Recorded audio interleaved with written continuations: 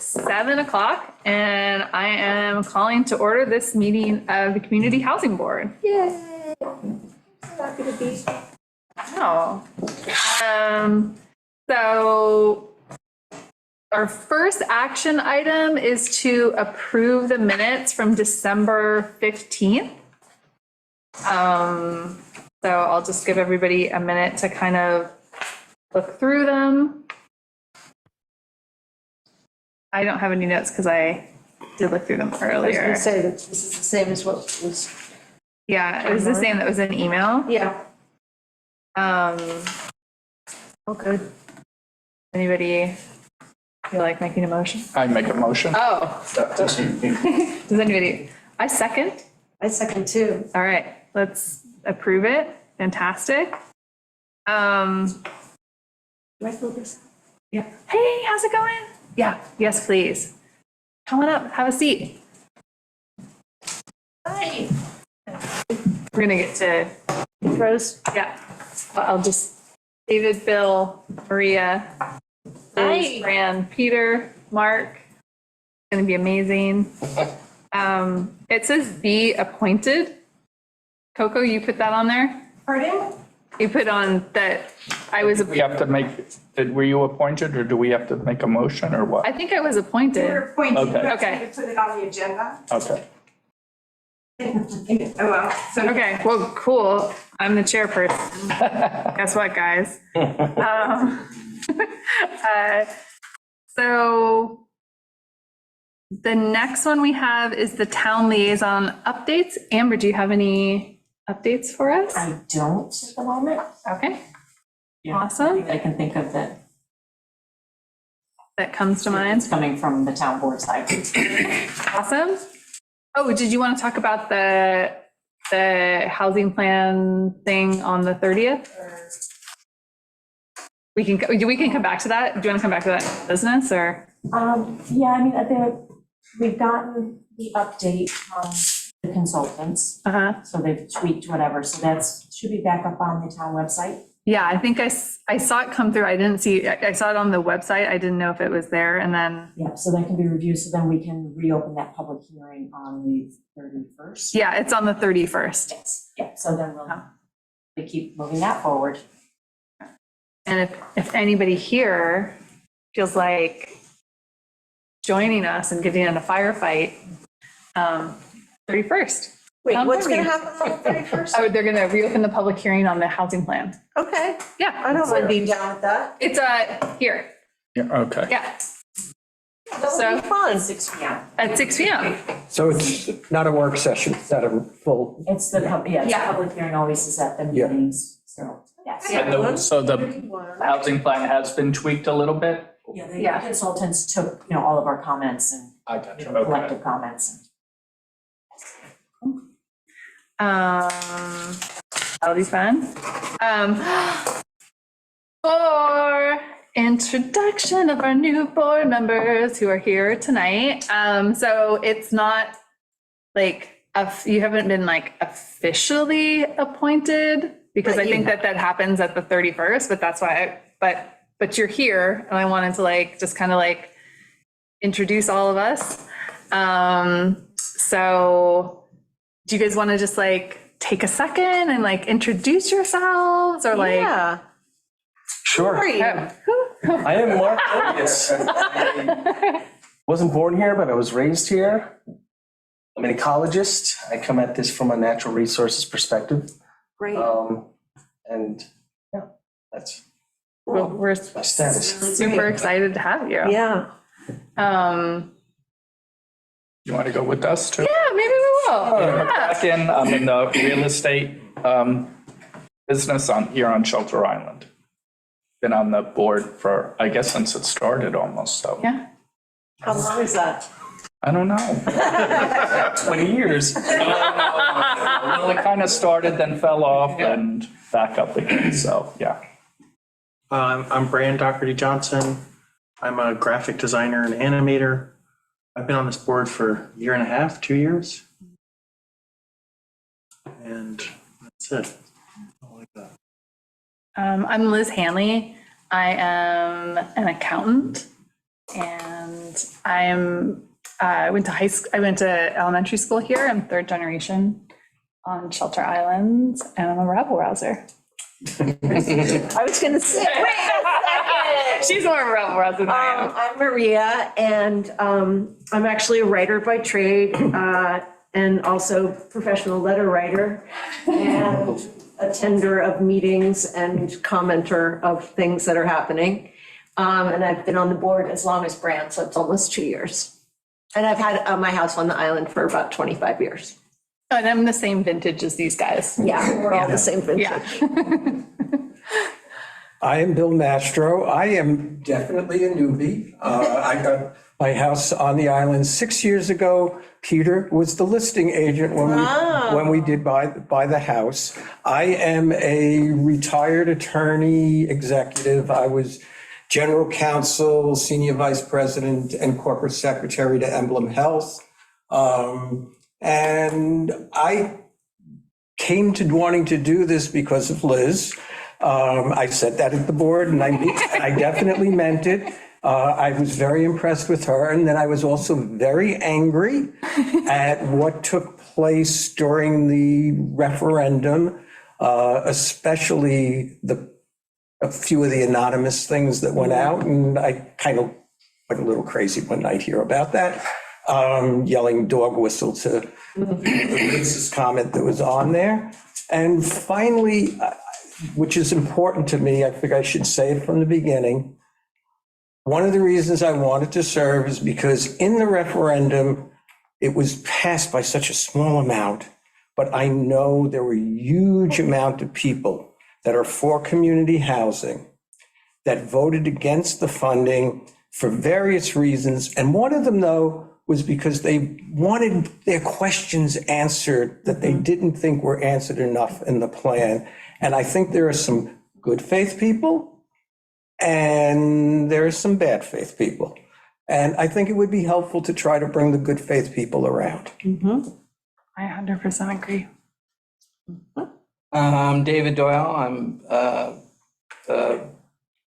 moved out here in 77, went to school here for a little bit, and then moved back in 2004 by trade, real estate investment banker, taking REITs and real estate companies, public and private and so forth, and focused on commercial real estate for 35 years. So that's what I do for fun. My kind of guy, my kind of guy. Well, we're so excited that you guys are here, and just like, anyway, I'm just really excited for all of your expertise and your enthusiasm. And I think it's going to be a great new season for us. I did want to actually tweak the agenda just a little bit. We had the homeowner's guide to ADU, but I'd actually like to put the process for the RFP first, since we have Chris joining us here to kind of speak on that. And I think we also have Matt Sherman on Zoom to kind of jump in when I mess up and say the wrong thing. So just to kind of back up for the new members, kind of what we were talking about, just to kind of ground us, we have like the 3 properties for the town. We've got the South Ferry site, the old highway barn. We've got the North Ferry site over by IGA. And then we do have, right next to Town Hall, we have a site that has a home on it in need of repair. So those were kind of the initial sites that were identified by the town board as like potentials for where you could do housing.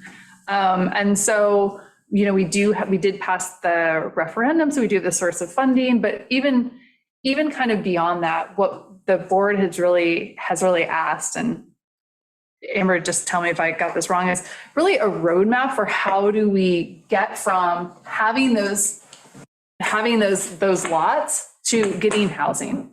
And last month, we talked about a little bit about a conversation that we'd had with Casey and Tom Rule over at East Hampton Housing Authority about just like how they might approach this. So initially, we kind of talked to them about potentially managing a rental property for us and like how that would work. And one of the ideas that KKC kind of put forward was, what you really might want to think about is putting out an RFP to have someone actually do the development. We're quite small. And so how would that work? And so what that really revealed is that we wanted to do, what was the roadmap to get there? It's for either to have an outside person come in to build or to put it together so that the town would hire, how do you get from here to there regardless of who's doing it? And, we really were interested by the idea of doing a request for a proposal for potentially like a nonprofit developer. We thought that was really interesting. So one of the things that we're kind of charged with is kind of thinking about that roadmap and the different parts of it. So I had a very useful conversation with Chris, who's going to kind of talk to us a little bit. And then I had one with Matt Sherman. And, we really kind of talked about, I'm just going to kind of do a recap and then we can kind of open it up, is thinking about that it's maybe actually three things, right? So there's a first one would be potentially doing like a permitting strategy. Yep. Right? The second one would be like kind of a design construction roadmap. We need to determine maybe when we sent out the RFP, engage, but we kind of really need to find out the permitting part, just even before we can put our arms around it. And then the third part would be a financial strategy, a roadmap, right? So this can be kind of developed concurrently with a permitting strategy, but it would definitely need to be finalized in concept, obviously, before we went to a developer, nonprofit, town, hire, whatever that was. We're gonna have a way to pay for it. So kind of to that, we had also kind of discussed, potentially hiring a consultant to help us with that permitting strategy. And so I had asked Chris to kind of come tonight as a local builder and someone who's interested in housing to just kind of maybe like help us run through or think about like what we might want for like a permitting strategy. Like, what are the things we should think about? Is that something we need? Or just to kind of like, I am an accountant, not a builder. I don't even know what are the questions that we should even ask. So I'd be super interested to kind of hear everybody's thoughts, but especially yours, Chris. Ready? Yeah. Well, first of all, I'm Chris Fokine. I moved to Shelter Island in 1985. I had raised 3 boys here, all went to school in Shelter Island. And I bought a house for $125,000 with an acre and a half of land. It was way beyond my means at the time. It seemed like a crazy amount of money. And the landlord was very sweet. He let me allow my rent to go to a down payment. So I lived there for a year and that money went to the down payment, which was great. And I went down to the bank, or down the restaurant called Leona's. And that's where I got my first injection. And I went to another bank, and they found out I was a carpenter and a contractor, and they wanted nothing to do with me whatsoever. So I was really at my wit's end. At that time, the chief of police was George Ferrer. He and I were sort of friends, and Fred Dinkle were all buddies. They said, how's it going with your mortgage? He said, it's going pretty badly. I can't seem to get a mortgage. He said, didn't you go down to the bank down there? I said, I did. He said, you talked to her? I said, Dolly Cartwright. She said, no.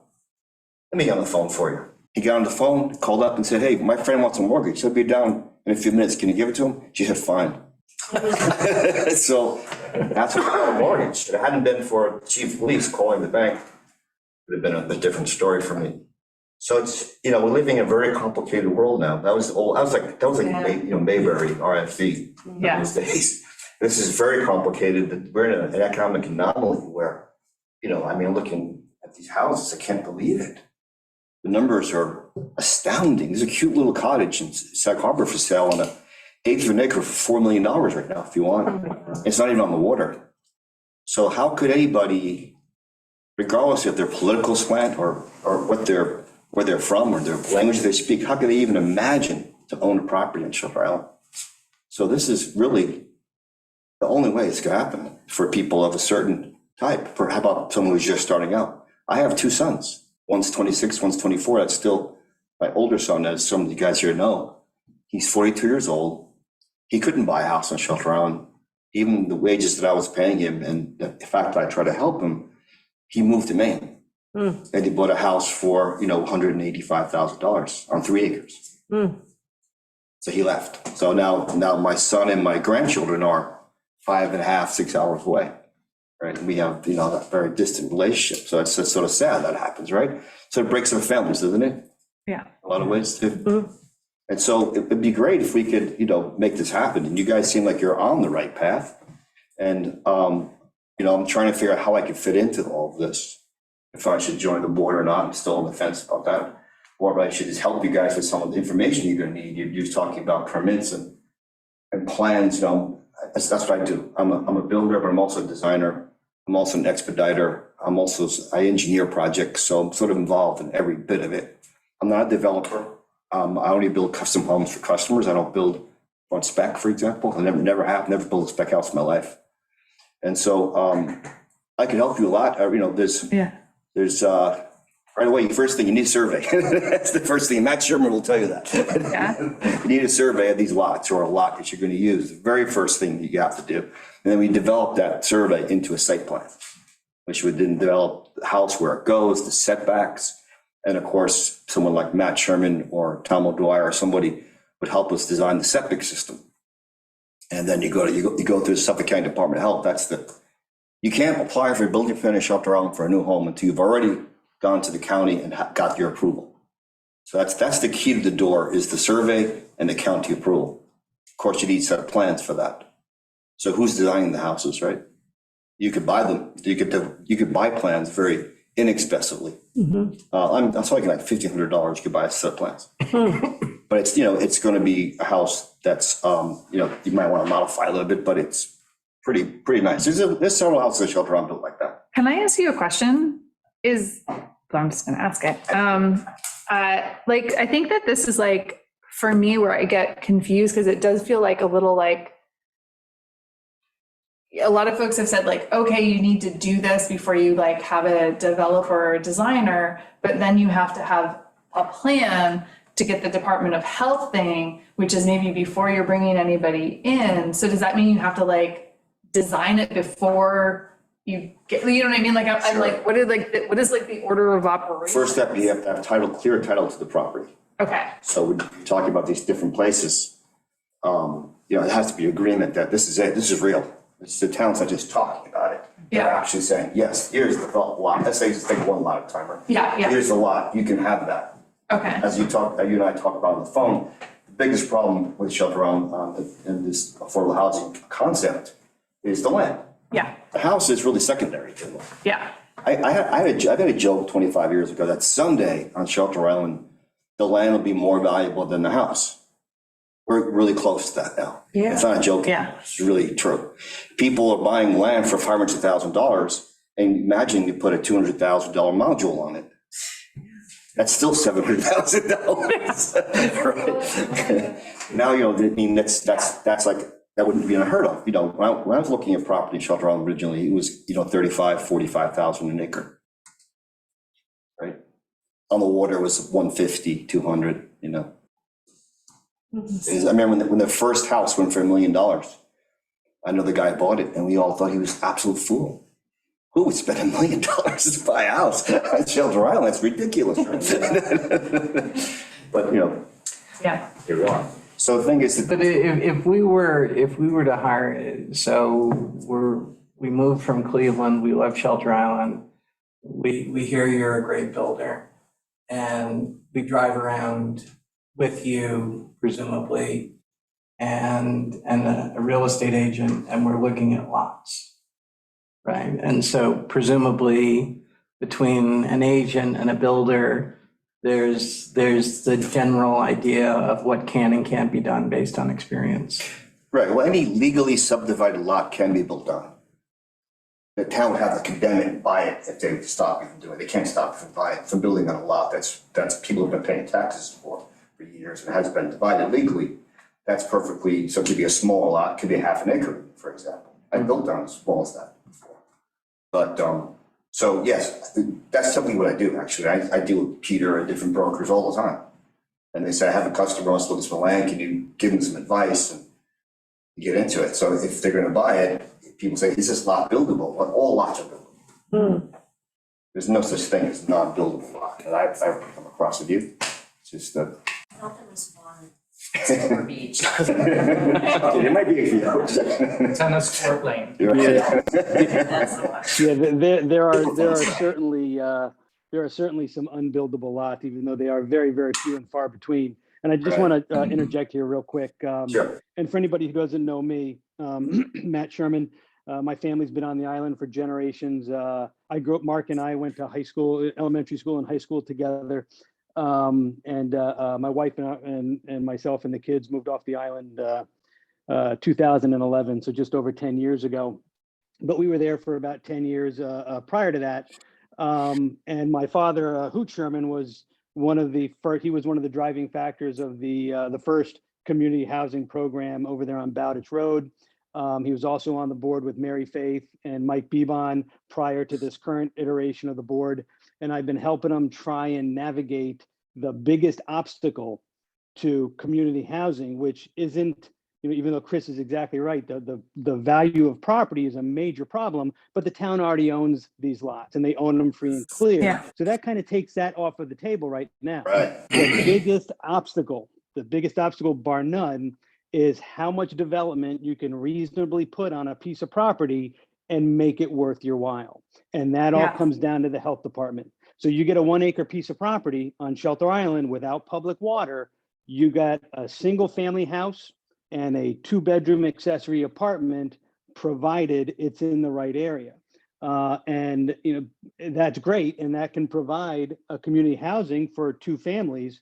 But that's, I think that's shooting a little low for what the committee and what the town wants to see. We had looked at several options for the Highway Barn property, and I forget the numbers off the top of my head, but I think it's about 6 acre yield when you take out the wetlands.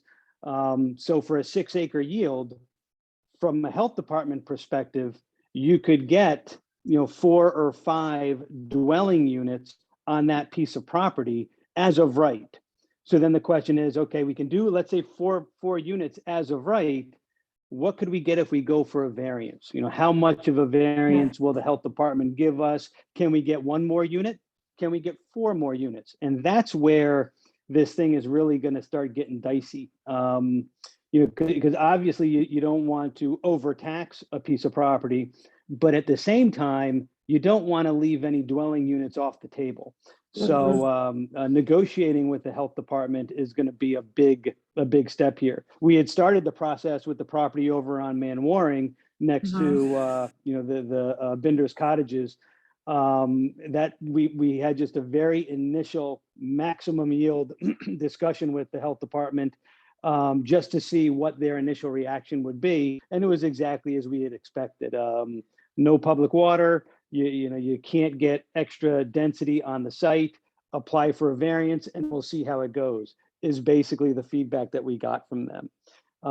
So that permitting strategy, you need your survey, obviously, as Chris said, you need a basic site plan, nothing too fancy, and you need very basic building plans, not even architecturally designed building plans, you need just floor plans. So along the lines of what we had all prepared for those initial discussions of, here's a couple of conceptual plans, 600 square foot 1-bedroom apartment or an 800 square foot 2-bedroom apartment with just the basic floor plan layout. That's all you need, and that can change. So in order to start those discussions on the permitting end, there's not a whole heck of a lot of information that's required. And then you can start to, as you work through that permitting, you can start to see what the health department is going to allow you to have and not have, within, a certain amount of assumption. And then you can start dialing in those plans. And that's, I think, part of what the community's frustration was they wanted we want to know exactly what you're doing. And they couldn't wrap their head around the idea that we can't know exactly what we're doing until we know what we've got to work with. So they want you to put the cart before the horse. Yeah. with that, I'll stop So the talking. maximum density, regardless of if whether it's 1,000-foot house or a 7,000-foot house on an acre is a single Yeah. dwelling and a utility. Yeah, exactly. The way that the health department does it, they look at it from a site density standpoint is how they refer to it. And basically it's how much wastewater or nitrogen can this given plot of land absorb. And for a single acre, it's what they call a single family flow, which is 300 gallons per day. They do give an exception to accessory dwelling units or accessory apartments as long as they meet the town zoning code. So for Shelter Island, you could have a 3/4 acre lot in C zone or A zone. That's the minimum size lot for to have an accessory apartment on a piece of property. So that if the town signs off, it says, yes, this proposed development meets our zoning code, the health department will approve the 2 to 10 bedroom house as a main house and a up to 2-bedroom accessory apartment, because the 2-bedroom is a town limitation. So you would have that 2-bedroom accessory apartment that you could put on that 3/4 of an acre lot, or as the code is right now, that 3/4 acre lot, or in C zone, if you've got someone with 12 acres, they can still only put one family dwelling and one accessory apartment because of the town code. You guys have that community housing floating zone, which we're going to try and tap into that. Right now, I've probably got 6 or 8 different projects in initial phases of going to the town for either a ZBA approval to have multiple accessory dwelling units, or the town board for special permit to try and get some kind of an exception and allow either an accessory apartment on a property less than 3/4 of an acre, or on properties that have ample lot size, either in the nearshore overlay district where accessory dwellings aren't allowed, or again, multiple accessory dwelling units on a property that can support it. So there's a bunch of different ways that you can make this happen, which is almost a problem because you get lost in this variety of options available. But from the perspective of these 3 lots that the town has, the one next to IGA, the one next to the Havens House, and the one on Manwaring, they're all C zone properties. I think they're all C zone. I think Manwaring might be A zone, but they're all of adequate size to get at least a single family dwelling and an accessory apartment. And then each one of them has its own oddities or nuances that we could go to the health department and say, hey, give us a variance. So instead of having, just 2 dwelling units, that we can put 3 or 4. So you've got some things there that you can approach them with, the health department with. Are there technologies or reclamation credits or some other method to increase density if it's offset in some other fashion? No, and unfortunately, there's not. When they first started coming out with the IA systems, we tried that, and they shot it down very, very quickly. And they said that the idea being is if they gave us extra credits for the IA systems, it kind of undercuts the benefit of the IA system.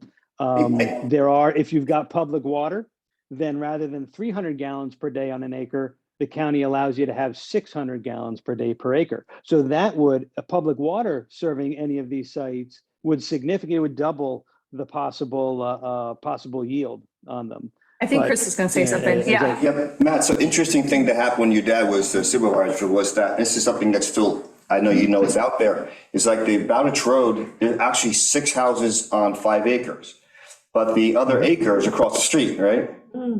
Yep, they traded It off. was interesting, like playoff, they built 6 houses on 5 acres because they let the developer, I think at the time with Danny Calbert owned it, I think, right? And he gave that lot as sort of to be forever wild in a sense. So the square footage worked out, right? So yeah, the logic is it's called acreage averaging. So you've got 6 acres, and if you want to consolidate the construction and the development into a small portion of it, you show that, yes, we could do it on these 6 acres. Let us do it on a smaller area so we have this parkland or forever wild kind of set aside, and it makes sense. And that's a standard for any kind of subdivision review and subdivision approval at the county level and at the town level. So I have a quick question, sorry. My question is regarding how this application to Suffolk County and this process to go through the Department of Health, what kind of time frame does that usually demand? That's a tricky question. For projects that are real straightforward and simple, we can get an approval from the health department in a month. For a project that has even the slightest wrinkle, the wheels come off the bus with the health department. And it really depends on who you've got lobbying for you. And it depends on, how much of a variance you're looking for. We've had some variance applications that have taken 8 months, a year, 14 months, because of just a variety of different issues, groundwater quality issues, setback issues, like the highway barn property. I would say you'd want at least 2 years in permitting for that, because you've got a DEC freshwater wetlands, and the DEC freshwater guys are just unbelievably behind. Then you've got the variance process through the health department, which can take a long time, and test wells and things along those lines. Just to give you an example, the health department requires a test well in some of these projects. You have to use their lab to sample the test well. And their lab, what would take 2 weeks if you went to John Hallman or GNS Mermaid, 2 weeks to get a sample back from those guys, takes anywhere from 4 to 10 months to get back from the health department. So you've got these unbelievable delays that are built into the system, and then on top of that, you've got delays on my end or whoever the engineer is, delays on the surveyor's end. So it's what I tell clients is that think about the amount of time it should take to get through a permitting process. Triple that, and that's when you can start getting ticked off that you're nowhere close to being done. Because Unless you move to Maine. Unless you move to Maine or move to Florida. Well, the highway department, we already have the survey, we have the soil samples all done. Oh, yeah. And We've got the plan done. We've got Yeah, plans so done. basically we're ahead of the game on that one. Yeah, so I guess. I want to even say there was a test well put in. And I guess that would be my next question is Matt, do you know where we are in the process? I mean, I'm thinking specifically for the North Ferry and South Ferry sites. Yeah, hold on. And of course, now I'm like, let me put you on the spot and ask you the specifics. The one by the IGA, there's nothing has been done. Okay. So. No, that's not completely true. Let me see. Hold on. Okay. I am. Let's see. So 40 North Ferry Road is the one by the by the IGA. Yeah. Let's see. 40 North Ferry is the Oh, town the hall. 40. Oh no, I'm That's sorry. this That's one right that's here, Town Hall, yeah. Yeah. I think it's 69. Hold on. Oh, yeah. Let's see. Where's that Brand one? addresses. 69. Yeah, I'm sorry. Yeah, I think you're right. Yeah, I think that my interest would be is like trying to figure out exactly where we are in the process and like what you guys think we should do next. And do we need a consultant to do it? And like what exactly we need them to do? Because A checklist. yeah. I mean, you've given us kind of an outline of a checklist, it sounds like to me. So then the question is, do we take that on, or do we bring somebody from the outside to actually do Very what you daunting. do? Very daunting. And this, Yeah. this is where somebody like Chris, his experience and his value is going to be there. Is that from a contractor standpoint and a herding of cats perspective, that's where the checklist is going to come from. He can tell you once I get off the phone, because I'm sure he's not going to want to say it while I'm on the line, but he can tell you what a pain in the ass it can be dealing with me, and the delays and the issues that you can have, and the babysitting that it takes for everybody that he's supervising as part of his projects. So that in and of itself, that's the biggest task here. is whoever's going to be organizing this path forward and understanding what the different ramifications are of who goes before what. And so you don't trip yourself up on one hand, and so you don't unduly delay yourself with a missed task item as well. That's where it's the real time savings or time cost is going to occur on a project like this. And I'm putting up 69 North Ferry Road. We've got the test hole, excuse me.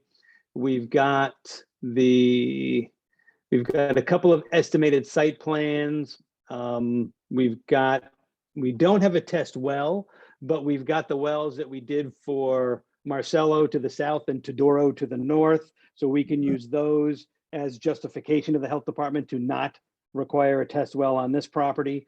So we've got a lot of information there to help support either an as of right approval, which would be, for that lot, a single family dwelling, and then an accessory apartment, or for a system or an application that would require that it could allow for another accessory apartment or another 3 or 4 bedroom dwelling. It really depends on how the town wants to move forward on that. If quicker is easier, obviously, but you only get 1 or 2 dwelling units.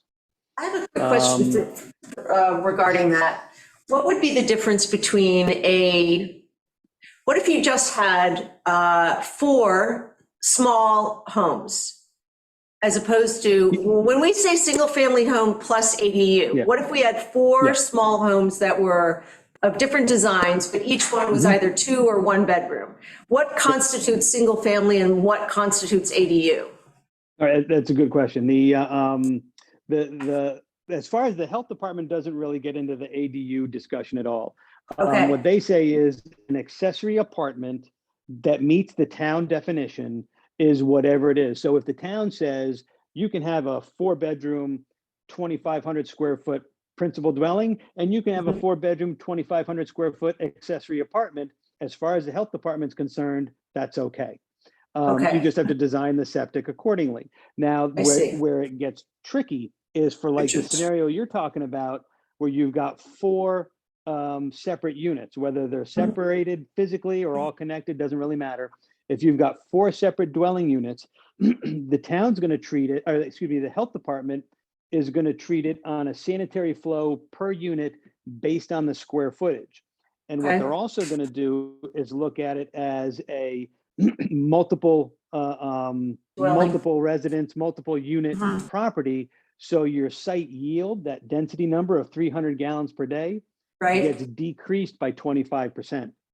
So your yield, you've just cut your yield to 3/4 of what it should have been if you were doing just a single family dwelling and an accessory apartment. Once you get that second accessory unit, or what ends up being the 3rd total dwelling unit on the site, that cuts you down to that 75% yield. So you're taking a half a step forward. It's a step forward, but it's only half as much as what you would otherwise expect. And that's part of where that variance application comes into the health department of trying to justify. Like for the one at 69 North Ferry Road, the argument ends up being is you've got Marcello to one side, who's a commercial operation. You've got Sachem's Woods behind you, which is 40 acres of undeveloped and not to be developed property. You can't use that explicitly as a tool for approval, but you can use it as a, come on guys, let's look at this from a common sense perspective point of view.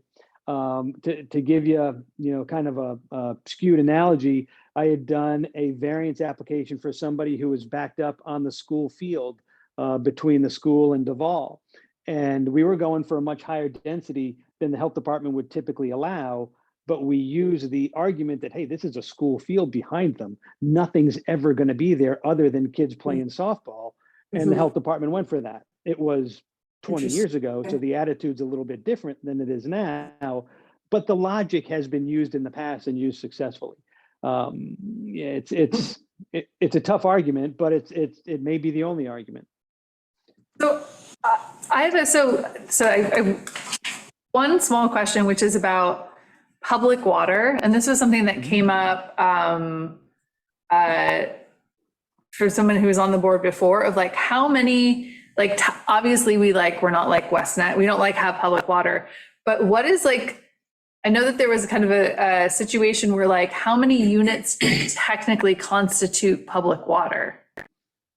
Is it like, because did you remember? They said it was like 5 or more. Yeah, that was like something I was like thinking about it, because I was like, if for some, like I'm thinking about that South Ferry lot, if you technically could somehow pull off as of right, let's say it's 6 acres, you've got wetlands -1, you've got 5, isn't that 5 plus like 5, you know what I mean? Like, could that be, Yeah. if you had 5 units, could you technically Create your own district. create a very small public water district, which would then change your land yield? Good question.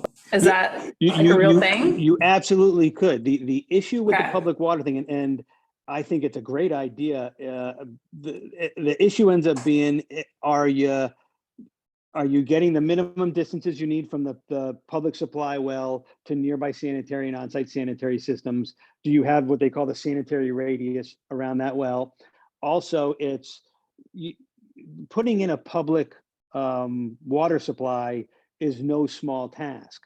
Yeah. And it's not a quick item either. One of the things that we had floated in the past was developing that site, that specific one, since it was the biggest property, develop it with what you can now, with a vision toward continuing the development later while you're trying to get public water going. So get 3 or 4 units in there now, and design them in such a way and place them in such a way that you can put 4 more units in after public water goes. So now you got 8 units, you're over the threshold for public water, you've bought yourself the time that it's going to take to get that public water system in there, and you've developed a plan initially to allow for that leap to occur later. I don't know what kind of costs are going to be involved, but it is, public water is expensive to put in, it's expensive to maintain. It's not like, a lot of places have what they call non-community public water supplies. The Pridwin, Quinnipiac, Deering Harbor Inn, Binder, Cards Cabins, the old King's Cabins. I don't know who owns that now, but those are all non-community public water supplies. They're serving more than just 1 or 2 single-family dwellings. And the regulatory oversight on them is like quarterly monitoring and things along those lines. It's not that big of a deal. Once you make the leap over to a public water supply, like what the Heights has, Deering Harbor, or West Neck, that's an entirely different beast. And once you get it in place, it's not that bad, but getting it in place is going to be a pretty heavy lift. And then you've got the public response of, oh Christ, now you guys have got another public water supply here. In 10 years, this is going to be Levittown. That's Right, that's the other exciting. one. Yeah. Or Levittown. Yeah, I know, right? I don't You're want gonna get started. I don't want It's to a good analogy. I guess considering all of this, like what do you guys think? I mean, the South Ferry site definitely feels like has the most opportunity. It's the biggest. I kind of like my initial thought is like that's where we should concentrate it, because you could I just agree. do more things. And we're already ahead of the game with the survey and Yeah. So what would you guys think we should do as our next steps? Like, should we hire a consultant to put together the permitting? Like, what if you were like us? If you were us? I give up. No, that's The problem's gonna say, it's, what Matt's talking about is my life every day. Yeah. It is his life too. Yeah. But it's very, it's challenging. And sometimes, some days you do want to give up, because it's Yeah. like, you know what? All the forces are working against you, right? Yeah. Like, you have to really become a hero. You have to like rise up above the nightmare of this paperwork to make it actually happen. What happens is that you want to have a party, right? Yeah. There was an empire, the Byzantine Empire, disappeared because of this kind of stuff. Right. Their bureaucracy got so huge, they couldn't function anymore. So I think we're pretty close to that. Yeah, I But- deal with the IRS every day, so I Yeah, absolutely right, understand exactly. what you're talking about. Yeah, yeah. But that people like Matt, there are a lot of people around that know what they're talking about. It just takes a lot of time, a lot of patience. And the public, doesn't have a stomach for that often, right? What are you guys doing? Why aren't you doing something? Well, my God, they came in and saw it, just heard that. they would understand how difficult it is to get it done. Yeah. But you're right, if you're already you're taking out, my advice to you guys, if you have one lot that's pretty, like, Yeah. the obstacles are less than other lots, go for it and focus on one at a time. Yeah, And it takes a lot of energy and a lot of thinking, a lot of people involved. And if you have 3 or 4 places at once, well, I can imagine how you do that. What would be the cohort of potential people to respond to an RFP? I mean, is there a large cohort of people who might actually be willing to do this? I mean, if you're issuing an RFP, you want to get responses. Yeah. And, It's, right now, it's a boom going on. yeah. Right? And we're competing with the South Fork, which is, they're building $20 million Yes. houses, right? Yeah. Without, there's just without question, just go do it, right? So it is very difficult right now to get people to respond. Surveyors, I know of one surveyor I can count on right now. And he's a good friend, so thank God for that. And it's hard, it's very hard. Because that's a pragmatic question. yeah, I mean, Yeah. you don't want to do it and you'd rather have an expert or someone who has some expertise do it. But if you can't get one because there's no real cohort, that, You can, yeah, you can do it, you can talk them into it. I mean, one is with money, that's. yeah, right, no, money can. And then there's also, you guys have sort of taken a higher road in some sense, so Yeah. there's some people that respond well to that. Yeah. yeah, And they want to help you. You yeah. gotta find people that are sympathetic to your cause. Yeah, and and that was one of the things that I was, when Kate Casey from East Hampton, we were having this conversation with her, and she was just like, oh, and then, you get through this whole permitting strategy and you do the thing, and she's like, and then you put out an RFP for like development, and I was like, who would do like I was just, I don't understand it, like how the numbers would make sense, and she's just like, I think she, and this is what she does professionally. She said there's an appetite there. Yeah. She's like, I'm absolutely certain that you would have, that there would be people responding. She's just like, she felt absolutely confident. I think that's the least of our Yeah, worries. yeah. So I think that We've already had people stepping up. yeah, so I think that there is an interest. But I'm trying to. Yeah, of course. Trying to understand one thing. I'm hearing two kind of separate things. The developer part, but then a part before the developer that is sort of a high-level coordinator, which is Yeah. where I think you're looking for the first Yeah, part. that would be the So first in- one. In effect, I'm hearing two RFPs. Yep, yeah, so there's, yeah. You gotta. And the second one sounds easier than the first. Yeah. Yeah. I mean, I'm not sure, I'm just finding out some of these things. I'd be honest with you, I have not been involved with this conversation with you guys. I don't read the reporter. Yeah. Yeah, I just called him up and I was like, hey, you're a builder. Can I ask you some questions? What are you doing on Thursday? And he had the good, I get through osmosis and through. yeah. But the point is, like, do you want to hire a developer to develop this? Are you the developer?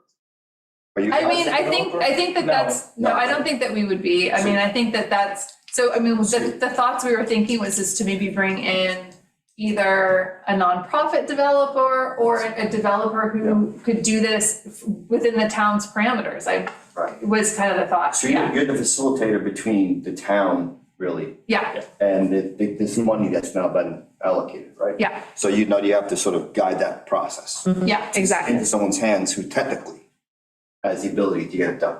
exactly. Yes. I mean, and the truth of it is like, even though we know this process is gonna be long, like, and I think we just I think for me, like thinking about it as like, I just need to get started, and really we probably need that time for the money to start accruing, to start doing it, and we're gonna need some outside, we're gonna need Sure. outside money as well. So we're gonna need the time that it takes to get through the permitting strategy to figure out the money. Right. I mean, I'm willing to help you with formulating that checklist. Oh, So great. you have a path to clearly go down, because it's not so obvious. Yeah. It's full of sort of, hidden trapdoors everywhere. So- Right. so If they say, no, this is the next, then you Yeah, gotta go that's this right. route. You never take no Yeah. for an answer from Yeah. these agencies. They just want you to suffer more.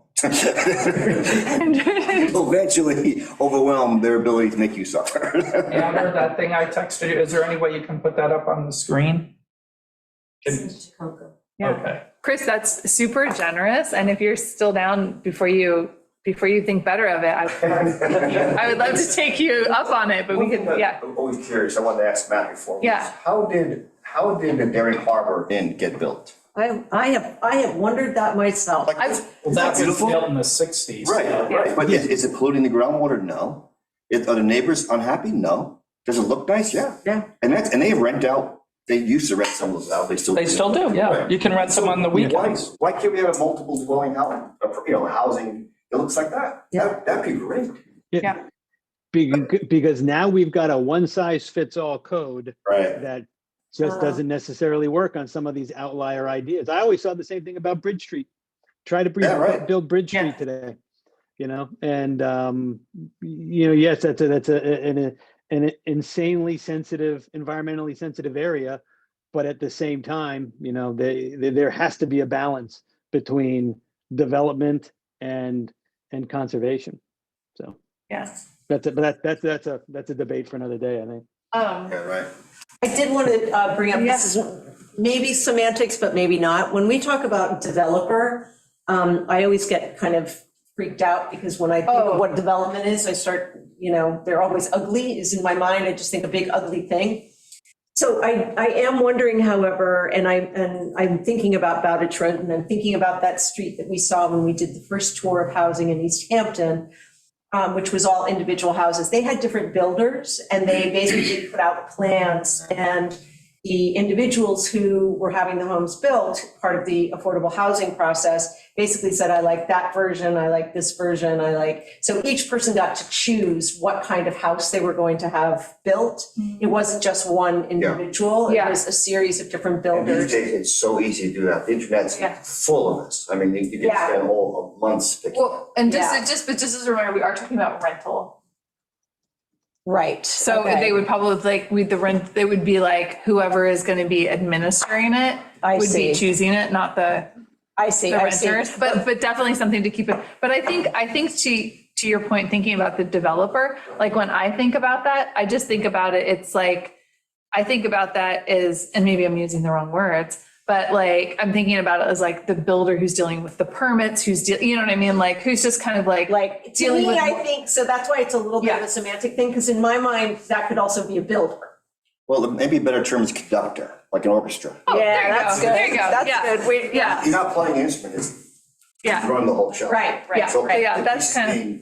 being presented through by his ability Yeah. and nuance, right? Yeah. So it's maybe a conductor is a better word, but it's not word commonly used to describe builders, but it's exactly what I do. Yeah, Yeah. exactly. I don't have a hammer on, but I'm Right, building a house. right. Yeah.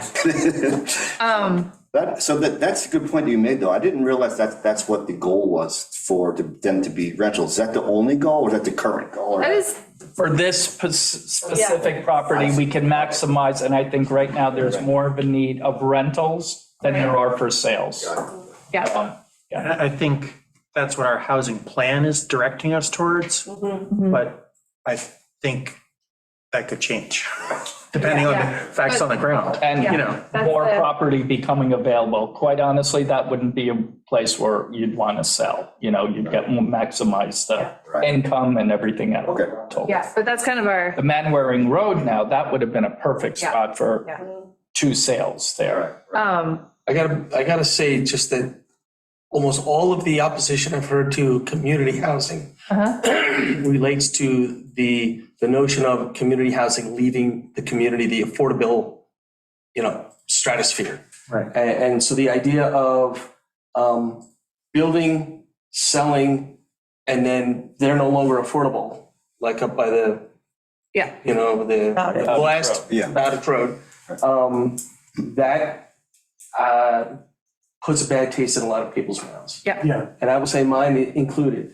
Yeah. I just think this is a lot of effort, there's a lot of potential here, there's a lot of opportunity, and that is all gone as soon as it's sold. That was whatever, 30 years ago. That was- So the yeah. thinking since then has changed. And what you would do now is have a ground, the town would own the land forever. yeah. And you would buy Affordability. a building, Yes. Yeah. a ground lease. So Yeah, you'd in be able to perpetuity.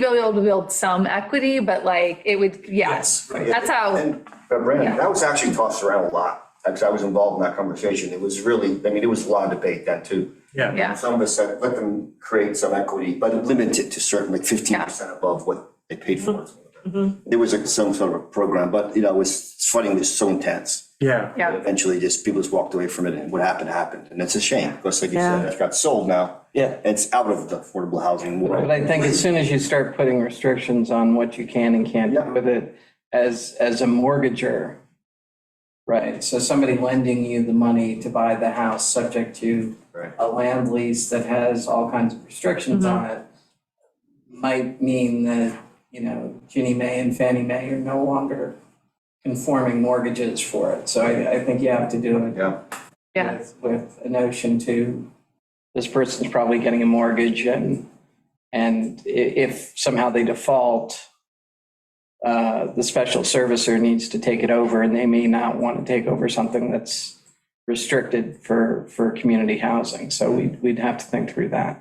But we do, I understand what you're saying, but our commitment is in perpetuity affordable housing. Yeah. I mean, that is our, I understand. I'm just saying that if Yeah. you want something that's owned, right, that there's equity and so on and so forth, you probably have to think through past, you may have to go beyond just having someone buy a house. You may have to be willing to provide financing for them. Yeah. correct, and- yes. And other things. Yeah, those things have come up in our conversations, especially what we've learned about other places and how they've done their. Martha's Vineyard, for example, what do they do there? What do they do on Block Island? And those places have the same. Exactly. Martha's Vineyard is an amazing example, Nantucket as well. Well, the cool part is we're talking about rental for at Yes. this moment, Yeah, but that those is are what we're all talking super about. good. We do have another item on our agenda, so I was gonna say, Chris, I'm so excited. I'm gonna bug you if there's anybody that would like to, I'll bug you too. maybe there's a couple of us, we'll get together and we Just can, down the line, okay. yeah, that we could maybe try to put together something before. Somehow I should have a liaison, maybe you or something to. Yeah, talk okay, about. yeah, absolutely. And maybe we could put together like a little Right. subcommittee. We can work it out and then we could get together and try to put together. My office and Cool. show you an example of that process. That would be So great. absolutely Love that. amazing and I agree. so generous of you to share your expertise with us. Yeah, I really, Yeah. I really appreciate it. So great. Thank you so much Okay, for you're coming down Thank and you and so helping us out much. tonight. And- Homemade fried rice. Oh, yeah. Making us jealous. Has that file.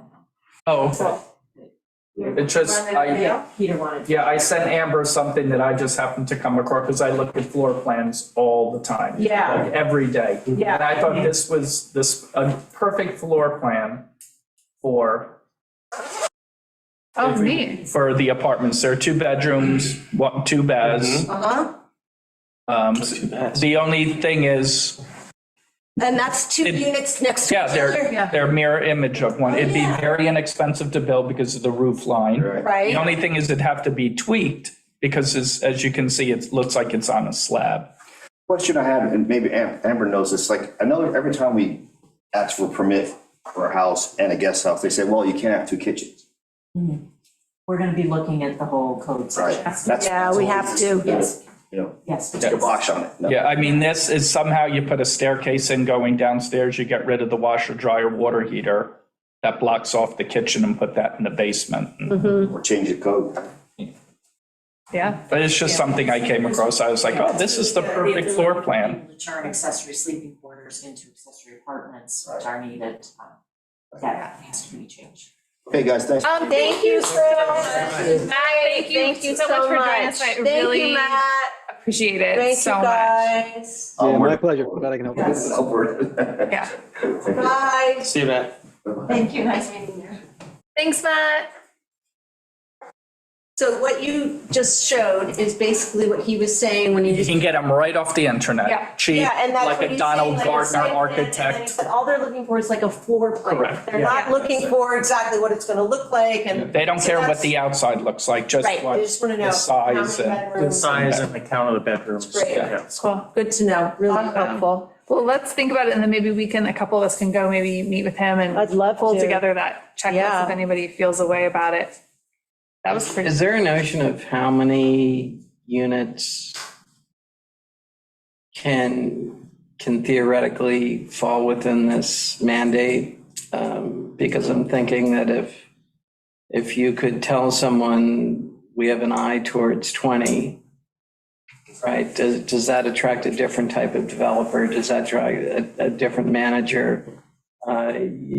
You're buying supplies differently, right? You're operating the property differently than having 20 just, separate designs that if you have 20 of the same water heaters, it may just make it easier to function. So is there a bigger, past this? That's a great thing. And I thought about that too, of like basically the economies of scale. So the best case scenario you could do as of right, from my understanding, is like 4 and 4, so 8 total. So like 4 single and then 4 accessories, but really like 8 at South Ferry, 2 at North Ferry, and then but next door is like a whole, there's already people there, you'd have to move, it would definitely, so even if you could bundle everything together, you're looking at 10, I didn't even know what the zoning is, so let's just call it an extra 2. I think we're best case looking at without a public water, you're looking at 12, right? So even if you bundled it together, it's still not that much, and you would have to phase it. Yeah. So because you couldn't do it all at once. That's why we actually considered talking to East Hampton to take over the management component of it, because we're not going to have a Daring Harbor Inn kind of facility. Right. Yeah. You know what I mean? We also, of course, just as you know, I'm sure, we also received extraordinary feedback, is a nice way to put it, about how many of affordable units the town felt, some people in the town felt we should even consider, as you know. Yeah. Yes. Given the vote, I'm sure 0 came up. Yeah. Managing that little 8 unit is not very difficult. Yeah. No, of course not, no. But nor is it profitable, right? And that's The other problem. Yeah, right, correct. Yeah. But just like everything on Shelter Island, we're going to be limited by size. Yeah. Like, so South Ferry is 4 acres, I believe. The South Yeah. Yes. Ferry, right? So if like Liz said, that might turn into 4 single-family homes and 4 ADUs. Unless you get a variance. Unless you could get a variance. Or you I could like be- what Matt said, plan them there and shoot for a variant to expand later Yeah. on. Right, We talked that was about that smart. with That was phase smart. 1 Yeah. and phase 2. Yeah. Yeah. Michael, at some point. But then it does make the economics of it, if you're not even gonna do the second part for a while, it's just, That's why you do need to, it seems to me, you need somebody who's kind of philosophically in line with what we're trying to do. They have to, and that's why we're Not gonna be talking about a in for nonprofit, having a nonprofit organization or builders. We talked to Habitat for Humanity at one point. We have to have somebody who is aligned kind of morally, ethically, economically, and philosophically with the vision of what we're trying to do. We're dedicated to affordable housing, community housing. So they have to be able to see it in that context. It's never going to be what a lot of people are doing here. It's never going to be an investment property that's going to bring lots of money back. It's not the nature of the beast. It's a beast, but that's not the nature of it. yeah, it's really hard to make the economics of it work. How does when you say affordable housing, so how does the town mandate that? It comes through Suffolk County. So basically, affordable housing is regulated in terms of income limits. So you have what's called an average median income, AMI, and It's 120. yeah, 120,000 per year. So up to that level is considered somebody who would qualify for affordable housing. And then there are rates that the state uses, the county uses that they put into place. And I'm talking about rentals for what a monthly rent would be that is below market. And what's the benefit in the development process? So the town already owns the land. What's the financial benefit to saying that this is affordable? I don't know what you mean. Well, I mean, I think that the idea would be for a developer, like if you were to bring someone to, let's say you get a developer and they build the whole thing and they manage it, like in this version of the world. Right. Right? So the idea would be is that they would because, the town in this version of the world gives them a land lease, right? At like no or minimal cost or no cost, and like the covenant of just like you have to do all this stuff, that by saving that much money on the land, that would offset the fact that they wouldn't be able to charge market rates. That's like, I think the value proposition that would be made to a potential developer is the savings on the land. But you're saying to a developer that you have to keep within Suffolk County Yes. in income. But the land would be basic, I don't want to say free, but Right, that your Carrying land them a land lease is $1 a year if Something like if that. you honor right. that. Yeah. So like Chris said, land is becoming more valuable than the actual structure itself. And so obviously someone knows the whatever those rents are, right? Yeah. So Off the top of my head, the 2-bedroom fair market rate is like $1,600 a month. So 16 a month. I mean, we can find a chart. There's this, it's different for every county. Yeah, but Yeah. And is that at the median, like if you qualify with the highest income that would qualify, or is that your, teacher making whatever? I don't know. It could, yeah. And so, I don't know if there's a there's- scale for that. Oh, okay. yeah. I yeah, think it's a bedroom count. yeah, exactly. Okay, And if so you're married so and the how many person who- dependents. Eligibility for affordable housing Yeah. is up to 120% of the AMI. Yeah, So Yeah. AMI here is 108 or something. Yeah. I don't know. Yeah. So that's just like everyone below that is eligible. is eligible, and But then if we were doing sale things, sale. then there's sort of a, There's like a different, there's a So different. for rental? I'm not sure. Yeah, I believe, and I could pull it from Suffolk County, but I think that basically it's just like you're 120 of AMI and below. Mhm. And then there's just like, And then there's really low income. well, yeah, but for this particular one, it's just like bedroom count and household size is how they Yes. figure it out. Exactly. So where I'm trying to get Yeah, I know where you're going, yeah. is if you have $19,000 a year of rental income and you have $5,000 a year of expenses against the building. So I've got 14,000 of NOI and the land was free and it cost me whatever Yeah, Chris cost to build it. So it's still going to cost me 500 a foot or something to build this. So I've got 500 a foot in on 2,000 square feet. So I've got $1 million in, making, even with the land being free, 15,000. making 15,000. So I have a 1.5 return. And that, I mean, at that point, you're sort of even with the free land, you're not, Yeah, you're almost making a donation yeah. to the cause. I mean, So the question is, by being affordable, are there other avenues that we can provide them, tax credits or other things? Sure, I mean, that's, to- those are all possibilities. I think that, I mean, Yeah. the things that I would see is like, there's maybe, and I'm just speaking off the top of my head, but like maybe that we would be able to come in and offset some of the sewer system, maybe do some of the IA system, so they didn't have to come out of pocket for that to like, like, I wonder, like, is there stuff that this is part of that numbers game is just like, what are things that's within either the town to offset, Right. for us to find resources to like get a grant, or here's the other part of it, how does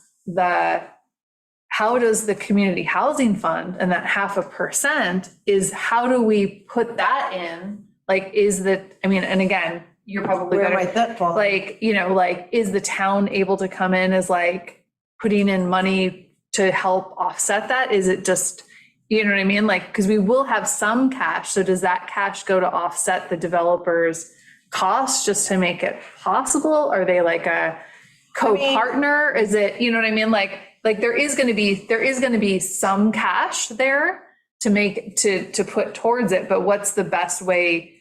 And my assumption is that we're going to need it, like you said, to do more than 1.5 points return for somebody to even be interested. But at what point are we, But you we know, like, know how do that, we we use know it that when- it works, and we know that it can happen because it's already been done. And it's been done in places just like this with very wealthy people. So we know that it works.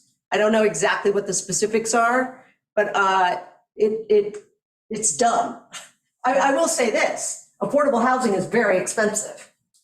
Yeah. I mean, that is one nature of it. It's not a cheap proposition, you know? Yeah. Right, but it's typically done with sort of grant money, it's done with tax credit. But we will go for financing, all of those. and single family, low density housing is not, it would be a nightmare to do tax credit financing for a single unit. Yeah, I mean, the only way that I could figure out, well, here's the thing, is we're never gonna get LIHTC credits because we're not gonna go that low. So and the only way, like, even if you were gonna do it, is you have to get a developer that was doing someone else, and they would have to bundle it together to get the credit. But we're not even gonna, like, we're going for like middle income, not even low, you know what I mean? Yeah, Like, we are That's the going other for part of low it, right? income. We're not talking affordable Yeah. housing. You're talking So, about- I mean, that's the thing. No, it it's is like, still so that- considered affordable housing. It's Well, middle then, income Yeah, housing. but it's like, it's for, these tax credits that, those are kind of out the window because we can't even get them. That was like when I first got, like, that was the first thing I looked at. I was like, what about LIHTC credits? And then, Like, for instance, we aren't even considering Section 8 housing. That's very low income and subsidized. yeah. We're going really pretty much middle income. But I mean, there also might be potential, like, thinking it's like, how do we use the 0.5%? Is there any other resources from the state or the county that we could, like, my gut is that we're probably going to have to put together kind of a patchwork of stuff to make this work. And so starting to figure out, I think, what the actual delta is, and then how do we start patching stuff in? Like, okay, we think that the funds return might be about X for 2 years when we're on the other side of the process. So, so then what does that make the return? What is an acceptable return that we think is fair for a developer to make? They're not just, they have to service their debt, like they need to, like, pay their mortgage too. It's not no work to do it. So, like, what do we think is, where do we want to aim for a return for someone to do that, whether it's nonprofit or for profit? And how do we start patching in those things to get to that point of return? I think that's I think is like the part 3, like the financial part is like building that out. And like, maybe you base it on, maybe we base it on like, 8 units backing into what we think the costs are. I mean, I don't want us to get too much in the weeds about it because that is down the line. Right. So Yeah, but I it's- understand your questions, but at this stage, like, especially what we've dealt with this evening, having Chris and Matt talk to us, trying to get through that checklist in terms of a roadmap for ourselves, the 3 components that you mentioned, and I think they're right: permitting, building design, financial. We're gonna have to do all of them, but right now, in terms of a roadmap, we need to know what are the best steps that we can take at this moment for the sites that we're talking about. And the sites that we're talking about are rental sites, and they've already got some preliminary stuff done, but we need more of that done, and then we can kind of push But I from mean, there. here's That's the- what I'm hearing. No, totally. And I think here's the thing is, I actually think that we probably need to do 1 and 2 concurrently, but here's the thing, we don't all need to do 1 and 2. Like, 1 and 2 need to be done. Sure. And like, because we don't want to get to the end of the permitting process and then just be like, how are we gonna pay for it? And then start, you know what I mean? Of course, but we Yeah. also have like probably a year to 2 years ahead of us. Well, that So- might be how long it takes us to put together the financials as well. That's what I'm saying. Yeah. That's So- exactly. So we're saying the same thing. Yeah, so, yeah, that's probably, so anyway, that's the challenge with that. Okay, so I am And can I ask one last question? You can ask as many questions as you want. How do we, is there a way to make sure that the renter, I don't know how to phrase it the right way, but. Does it make a ton of money down the line? No, I don't care. I'd be thrilled if some teacher made a ton of money down the line, if they were a great member of the community. How do you make sure that the renter is a teacher at the school and not a professional bowler from Southampton? What do you mean? How do we make sure They would that have to show tax returns. community housing Like they do in the is, city. Yeah, you'd have to say that you're a resident. Yeah, we, so with fair housing, you can restrict? That's a No. much more difficult question. that's a Yeah, much more difficult. That is a very. That is a very difficult question. So but we can limit that is like a whole other, that's a whole other thing. Fair housing is like, I'm not even gonna touch it, but yeah, we can talk about that. Touch it at some point. Yeah, we could talk about that at length. We have talked about it, but we can, but basically you can't say we're only gonna, like, federal fair housing law says you can't say we're only gonna do teachers, firefighters, Can't do that. EMTs and people that work at the IGA. And these are the things, like, so we kind of have to thread a needle on that a little bit. And I think that I can send you a response to this very question, because this was asked by the community, and it's an excellent question that Kate Casey from the East Hampton Housing Authority actually wrote a letter to the community, and it got published in the paper, and I'll send it to you. Sure. Where she kind of talks about how you deal with it and kind of how it works in practice, is that you do end up having, like, basically, how do you fulfill fair housing law, and that's both in letter and in spirit. And I think that there's a lot of fear around what that means, or It like just means how it's people are gonna afraid of go. different people, that's all. Yeah, and then also talking about what it does. So I'll give you that thing, but that letter, we should talk about it, because it's a really tricky subject. And not only that, it is a developing murky subject because it gets litigated periodically. And how that litigation will eventually work itself through. Like, it appears that certain preferences can be given as long as they're not exclusive. So take an NBA style lottery system where you give an extra ping pong ball to an EMT or something like that. That might be okay. Yeah. You know, we're not positive it would be okay, but it might be okay, or you give an extra ping pong ball, but everyone gets that initial ping pong ball, but you can give some others. We should, you know what I'll do? I'll invite I know that. our town council next time, because Kylie can speak to this. She's like, I think we can talk about it all the Probably time. doesn't want to speak about it. Yeah, I was gonna say, not the, But Another question for you. Have Yeah. you met with anyone from Martha's Vineyard in Nantucket? we have. Okay. Brad and I actually started, that was the first thing we did when we got on the committee, on the community housing board. Because they're much further. They're way Yeah. further along than we are. And they've I- had, I mean, they have as many battles, but they also have a very different kind of population. Yes. And they do have some extremely wealthy individuals who are committed to Help. affordable housing Yes. and are willing to give land and give money. And so they have a little bit of a different community, but they have had a lot of success. Yeah. And they've spoken to all Nantucket of us. has, they both have slightly larger winter populations. Yeah. They also have a huge struggle for their locals. Yeah. You know, and same At thing, least especially being islands. Shelter Island, you can commute, you can't commute. No, you can't, no. Yeah, yeah, Yeah, exactly. you have to live there. Yeah, yeah. Mhm, yeah. So, all right. Yeah, I'm happy to share that I might have a connection to Nantucket, that's why I asked. Oh, okay. yeah, no, No, It's through Jody's sister who lives on Nantucket. go for it. Yeah, I mean, We love that. more And she information is. had mentioned something back about this. to Okay. us.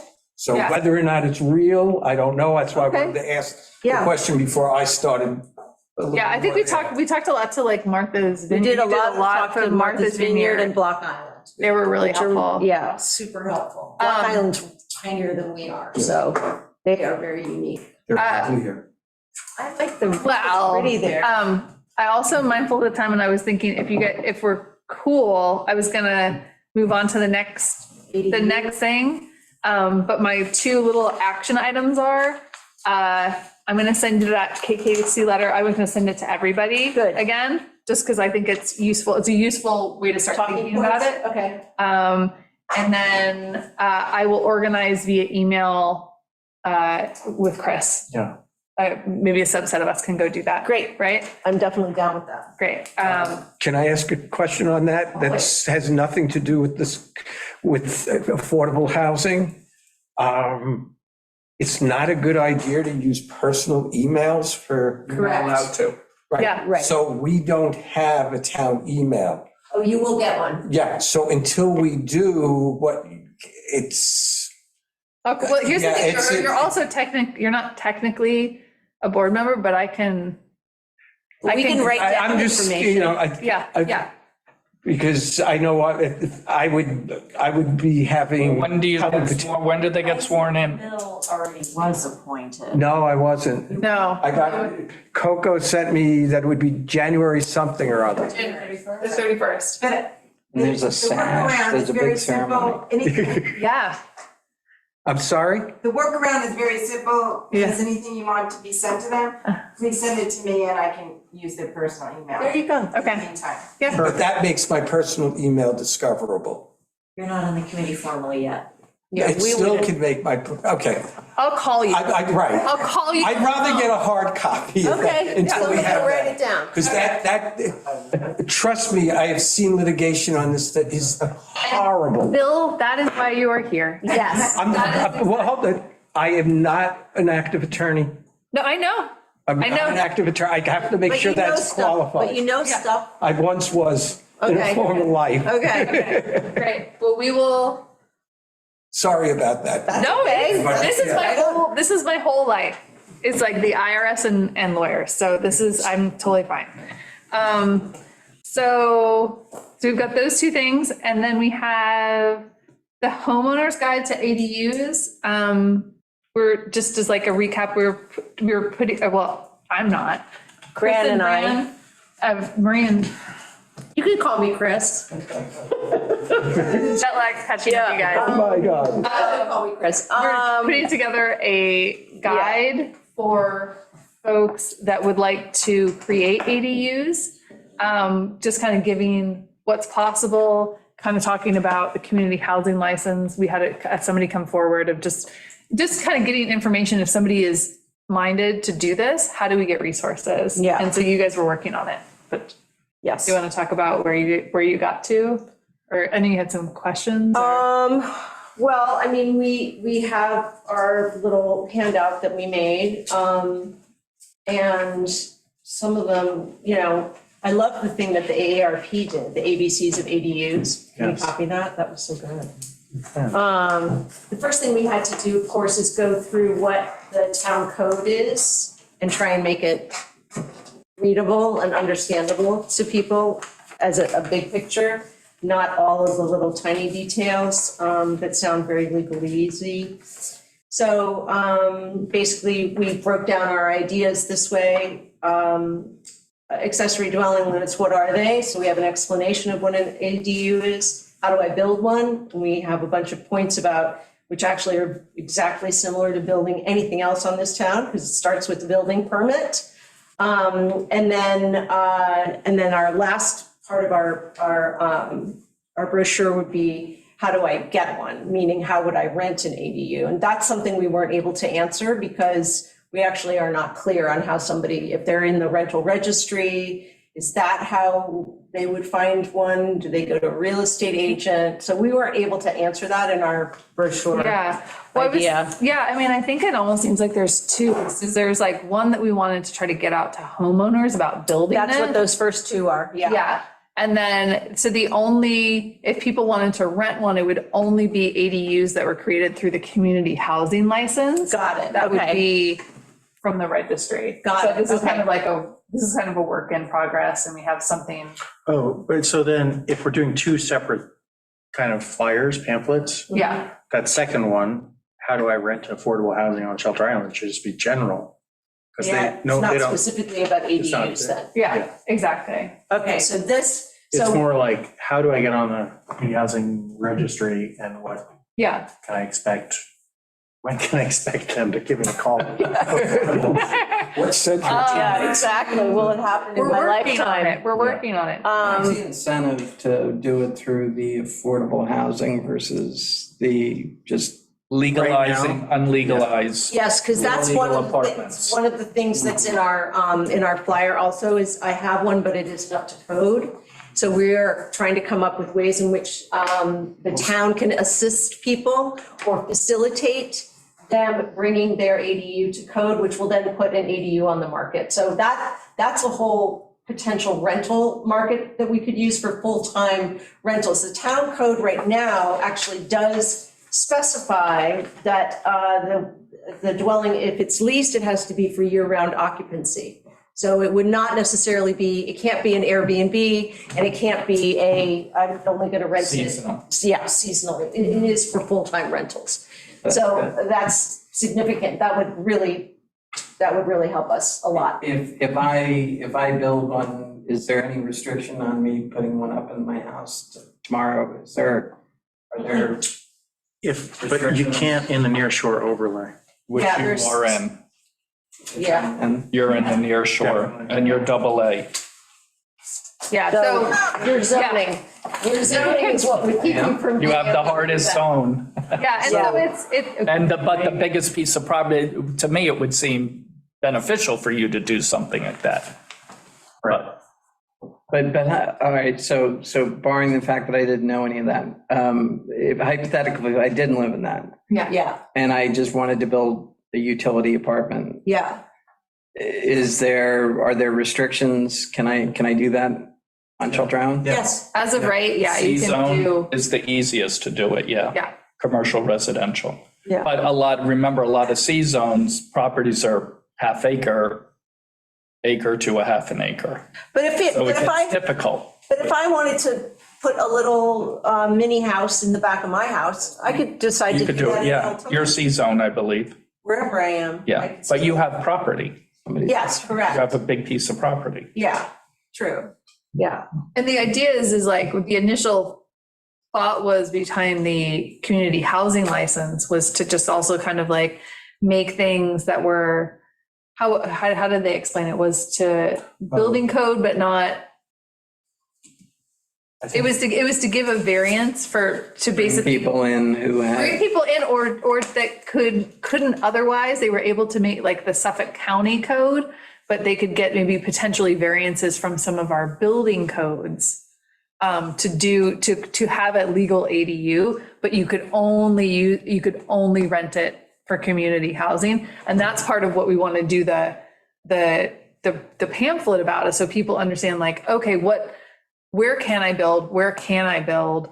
Where, in what situation do I have to use a community housing license to do it? And where is it open? And, like, well, how does it work? The community housing license also lets you do it where you, the owner, are not occupying the main house, right? Is that Yes, correct? that is one of the, So the that's one other- of the things that you can get from it. Yeah, Other ADUs have to be owner. yeah, Correct, you'd be able to rent Correct. both. Yeah. yeah. and So there's all sorts of complications. It's not an easy thing to really put in a flyer. I know.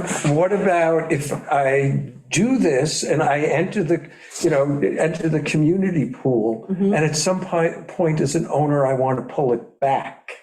What kind of, have you talked about restrictions there?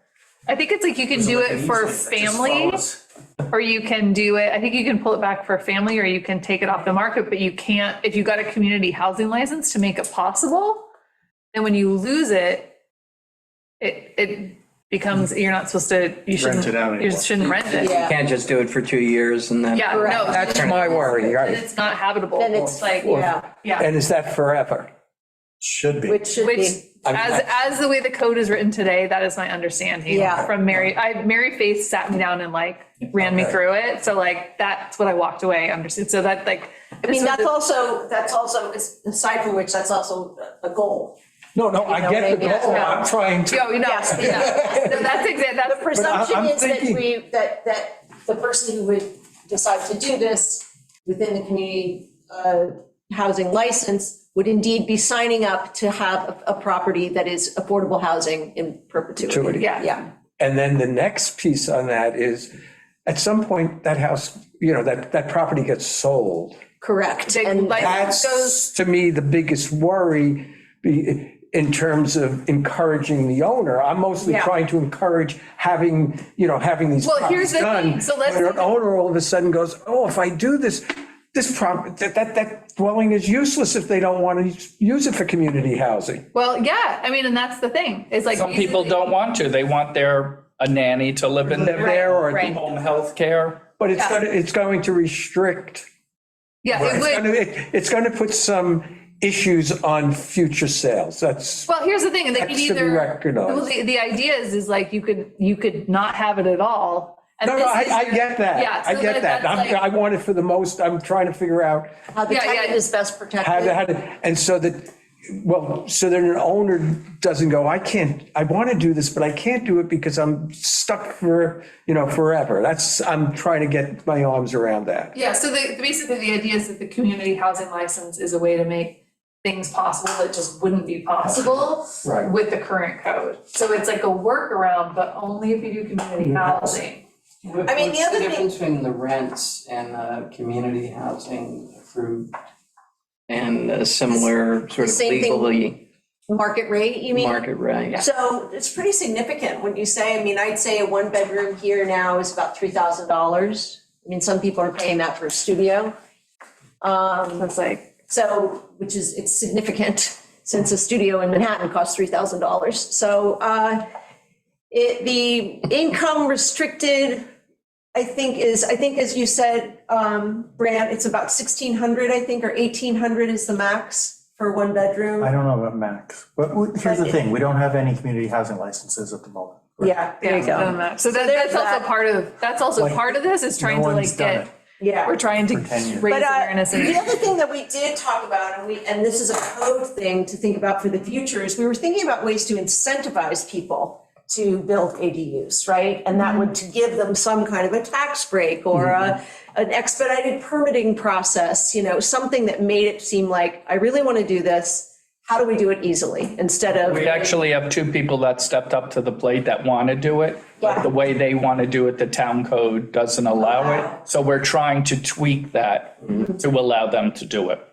I mean, I would think I don't think maybe it's just coming from the real estate market I was in for a long time, but like, I don't think that like a property tax break is that significant. I would say it's like the expedited processing. That would be huge, yeah. I think that would be the big, like, especially like after what we heard, like if there was a way Right. to like push it Oh through, my God, we that's. could just, yeah.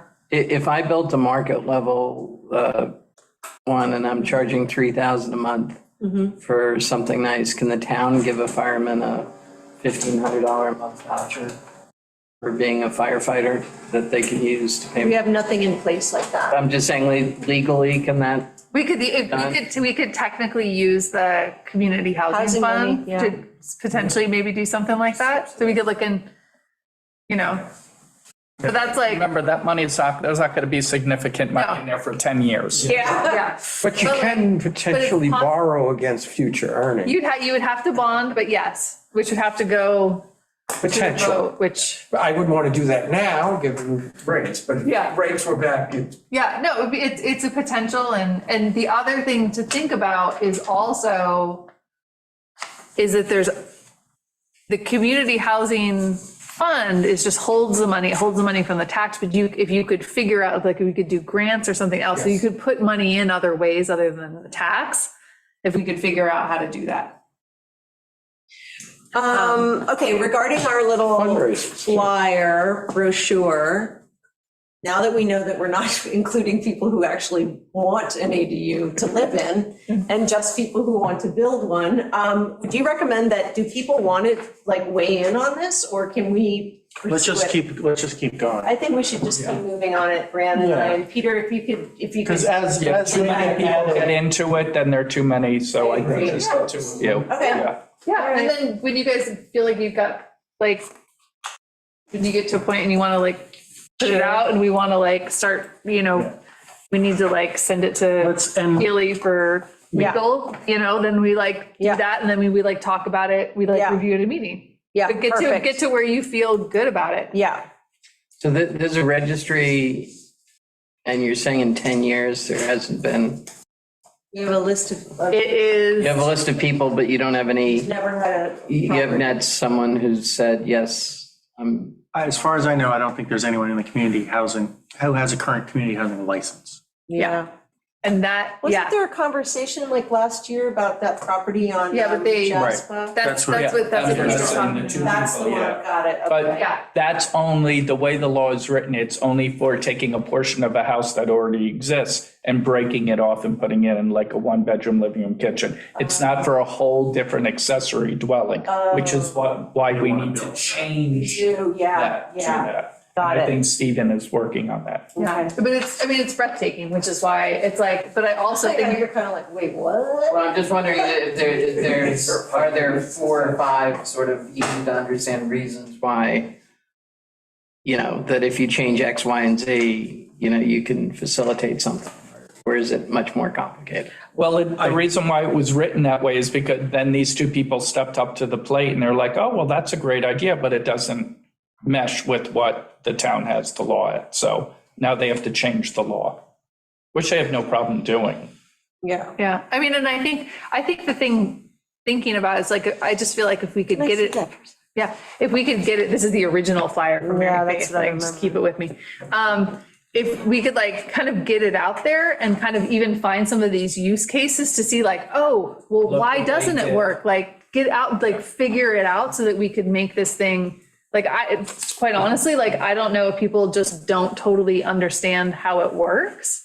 If that's the case, then that's easy to solve with like public information. Yeah. But if there's something like the case Obstacles that are actually obstacles, then we need legal, to, then- I want people to bring us forward applications for community housing licenses so that we can work with the town board to like work on those code things. But like right now, we don't even know what they are. Yeah. Well, I guess one question, if it's 3,000 a month, which seems pricey for, if you had 100 more of them, does 3,000 go to something lower? Hopefully. That's it. Yeah, I mean, isn't that how the market's supposed to work? Well, right. 3,000 is market value. If we did allow somebody to put an ADU up, it would be significantly less. I'm just wondering what does it cost to build one of these things? 100,000, Yeah. 150,000. It depends how big. The one that there would be like a two bedroom, 2 bath. So if I went again and I could on my house and I got a credit line at 6% for 200 grand, it's gonna cost me $12,000 and I could charge 2,000 a month, make 24,000. And I'm sure there's a tax implication to this, but taxes aside, I've just made money. It seems like a no-brainer. Yeah. And so why isn't everybody putting up a utility apartment? A lot of people don't want to. There are actually hundreds of them out there. People just don't want to rent legal ones. Legal ones. People don't want to rent them. Yeah. You have to look at also where they are, Ram Island, Hay Beach. It's not like those people need the money to do it. Right. It would be a nice thing, a benefit. Oh, okay, you know what? I have this, I'll rent it to somebody. People are very skeptical about renting ADUs. So they're usually very close to the house too. Right. Or above a detached garage. So Ram Island, almost every house has one. Has the potential for one, but they're Well, on, no, they actually have, but they have them for the house, a live-in housekeeper, a nanny, Staff. somebody who's gonna take care of but us they're not when paying we're. rent. It's not for the teacher. Yeah. No. Correct, No. correct. And I think that this That would be funny. that was something that came up. There was a woman who brought it up of just like, oh, there's all these there's all these ADUs, we need to use them, and it's just like, you can't Make people do it. Right. Yeah, Yeah, I think she came up with over 1,000 of them. yeah, Yeah. I'm sure there, but I mean, and so that's, I feel like, see Carrigo, yeah. but it's like, even if we could bring some of them, you know what I mean? Even if you had 10 people 10 would or make a huge 15 difference. people who would just be like, oh yeah, I'd do it, I'd get it. 15 would put a huge dent It would into be, it. Oh, my God. like the That'd be need is huge so, here. yeah, it just would be, What are those? well, this is what I sent Those are these. cute. I sent these over. I was talking to, this is well, let's go to old business, and this is my new business, and then I swear to God, we're gonna go home. Yeah, it's. Old business, we were just talking about basically working on the timeline and what did we call it? The roadmap. Yep. But it seems like Chris is gonna help us with it, Yeah. so like, cool, let's check it out. We had a Okay. couple of other ideas for resources. I don't think we need it. Do we have any other old business that anybody can think about? No, I just want to I sent this to Liz a couple of weeks ago. Oh, yeah. I don't know where they got the numbers, Is but that the Shelter Island Heights thing? yeah, CNBC put out the 5 highest, most expensive zip codes in California and New York. Shelter Island Heights was number 4 No. Yep. In the country? Yeah. in New Over- York State. In New York State? Yeah. How many houses are in there anyway? Like 22? They only, I don't know how they got the numbers because it really only takes one huge sale. I think it must have been like a The number. subset of Right. like this. But also, even though it's 11965, like I get my PO box in the Heights, but I'm Me too. 11964. Yeah, So it's same. all, and CNBC doesn't know the boundary line, Got Yeah. it.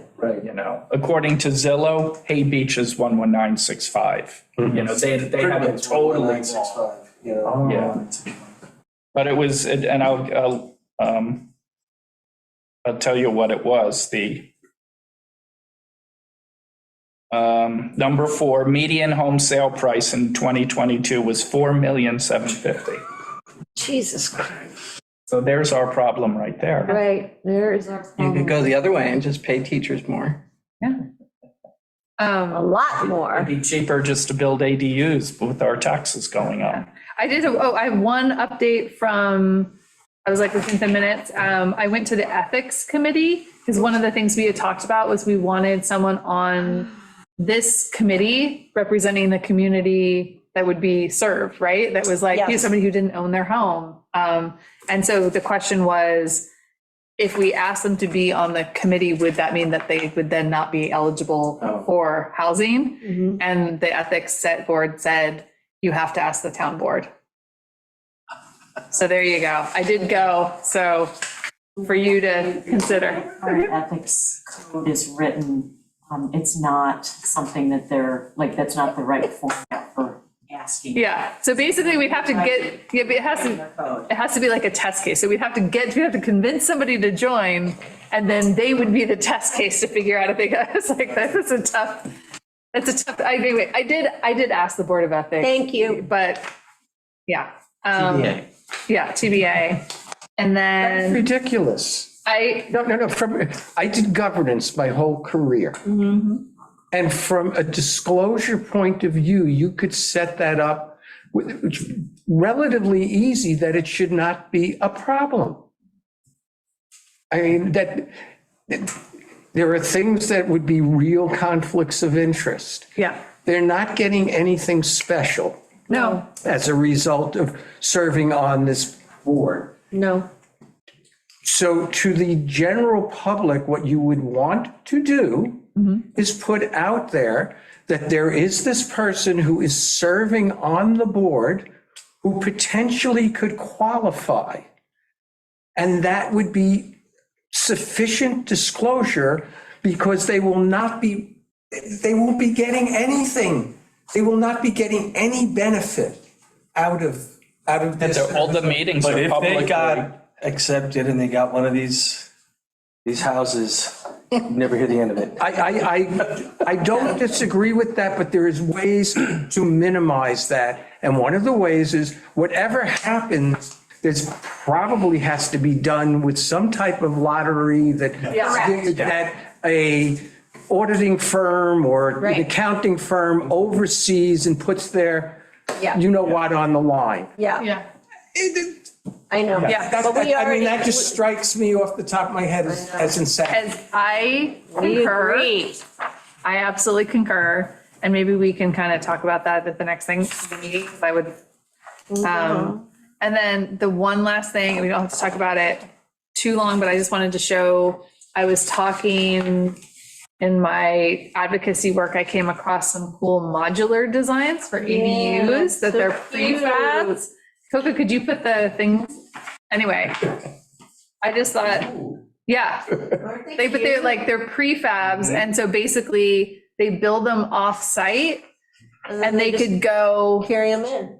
it's about 2 months to do them, and then once you do it, you could put them from order to install 4 months. And whose company is that? This is Hampton Modular. I just Okay. ran across them because they're local and they've done Yes. stuff. And obviously, it was just like a really interesting I love that little idea. modern one. Everything but- I like these. These are cool. Yeah, so this one, actually, I love a lot. This is this is actually a studio. It's slightly under the square footage for Shelter Island. 780, I think is. the Yeah, we have a Yeah, minimum of but 780. I was talking to him and I was like, is it possible to pull together something else? Because I was thinking, as we do and the pricing on these is pretty reasonable. So some of them are like, this one is under 100. Wow. I could have that on my property to the extent of where I live. You should have like 10 of them. And Yeah. rent it for $2,000 a month. Yeah. And have a nice family. And have it there. 20%, was that right? Is that 20% return on my money? Yeah, it's great. And then so some of these other ones are like up to like 150 and even 200, but thinking about the fact that you could do them, you could order it and have it done in 4 months. I like that. Yeah, they're up here and then you also have them in your email. And then I also put site plans in there. These are all in your email, and for you guys, I will distribute them to you in a time. Yeah, and here's the hard, I will I think they're give, called accessory homes. anyway, and I'm gonna meet with this guy to see, that's for the lawyer. But I'm gonna meet with him next week just to see what other things are possible and just to kind of understand what that space is, especially as we're talking about ADUs, because I thought that was cool and. Yeah, I love it. And Maybe we could. 4 use one of months those and in the under plan. 200 grand Yeah. in this building economy, I was like, hello, talk to me. So anyway, that's my new news. Gotta get That's it. very good news. They're shipped in half. Yeah, does anybody have any other And business? that's, I gave you guys everything Oh, from yeah. Suffolk County, that 2.5% that was just approved on does not go into effect until April 1st. Yeah. Yeah, so. Oh, and then the only other new news I have for you guys is tomorrow there is, Fred Thiel's doing a community housing meeting in Sag Harbor. And so I will report back on that. What time is it at? 11 a.m. 11 at the Sag Harbor. At Town Hall? No, at the theater, Oh, okay. theater too. So I'll report Yeah, back on all that stuff, and it's just, he's gonna talk about like the implementation of the tax and blah, blah, blah. If there's, and Amber's going to, and so if there's anything interesting, I'll report back. But it's open, like we could go if we wanted. I actually don't know. I actually don't know if it's open. I think it's open. Why wouldn't it be? I would just, it's not my meeting, so I don't know. It seems Yeah, weird. let me see if I can find Yeah. the original invite. Yeah. I feel like it wasn't. Yeah. Oh, maybe it's just for It was, it committee, town people was and. like it was like the head of committees and like the town liaison. It was like an invite situation. Whatever. All right. I was like, I don't know if you, whatever. Maria got dissed. Julie, before I'm we, against those kind of. I have one. oh, yeah. Just a little question, maybe suggestion. Yeah. Has anyone, you were looking at incentives for the people? Yeah. A permit process would be helpful for some One of this. idea. For these, for these accessory dwelling units, would it be possible to move them and expedite an IA system Oh, yeah. approval and? Yeah, we've talked about that. Okay. Yeah, Yeah. you were On the exact same page. psychic wavelength. Yeah. Because that was, that could be something that, to get them through the grant and other process quicker and expedited. Yeah. That could be a real, Yeah. Well, the two ones that, people step forward to, one is a brand new build house and ADU, and the other, the house is already there and they already know they have to upgrade the septic right, system. yeah, right that away. would be wonderful. Yeah. Yeah, I That's an think, expedited, And they have no problem doing it. Yeah. okay. is Julie still on? Yes. Julie, do you have any questions before we head out? Okay, thank you. Okay. All right, does anybody feel like making a motion? Make a motion to close the meeting Second. at 8:51. All right. Thanks for the good times. Okay, right.